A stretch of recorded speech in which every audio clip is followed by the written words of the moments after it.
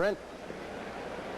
Well, Jim, certainly it's the end of an era down here in the Orange Bowl, a brief one at that. And Gerry Faust, of course, resigning earlier in the week. And yesterday I had an opportunity to speak to Coach Faust.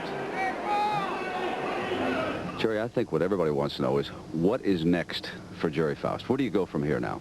Well, I don't know, Brent. I haven't had much time to think about it. We're trying to get ready for Miami.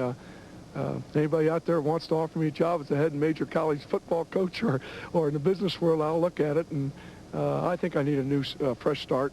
I think Notre Dame needs a fresh start, and I think it's good for both of us. And so I'm open for anything that can come my way. You would like to coach again. You'd like to try again, wouldn't you, to prove that you can still win football games? Well, yes, definitely. You know, I feel that I've learned a lot in the last 5 years, and I think what I've learned and how I've learned it, and the type of teams we played and things like that, starting brand new again and starting from base one in a program that be a lot of different things and be a lot easier to get going. And because, you know, I came up there as a real rookie, and I think now through what I've been through that I'm an experienced man in the aspect, and I hope that I have a lot to offer college football, and I really feel next time around we'll have a lot more success.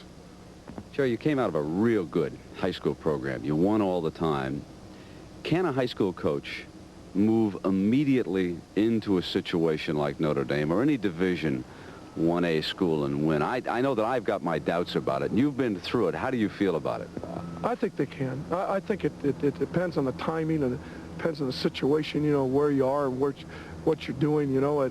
I've seen coaches from other levels, professional, come down and at the college level and haven't been able to be successful as far as wins and losses. And I don't know if that's where the bottom line lies with wins and losses, with success as far as being a coach.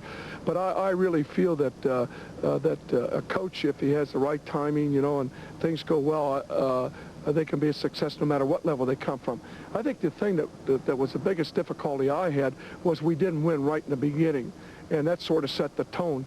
And I think it's important, especially at a school like Notre Dame, that you win right away. Coach, how tough was it yesterday at practice? You said goodbye to your players one-on-one.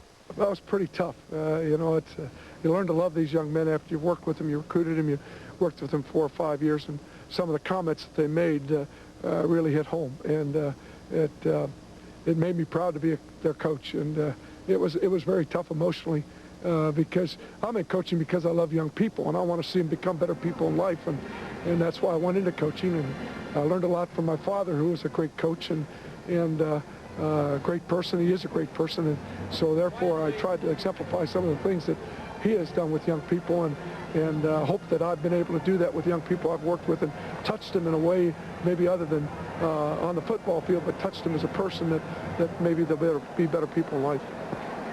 A nice man, but it did not work out. Now, Ara Parsegian, you took over at a tough time at Notre Dame. Lou Holtz is coming in. What does Lou bring to this job? First of all, he brings 16 years of successful college football experience. And as I pointed out to a number of people when Gerry Faust was appointed the head football coach at Notre Dame, I had 14 years when I came. Your experience, it's a very important thing.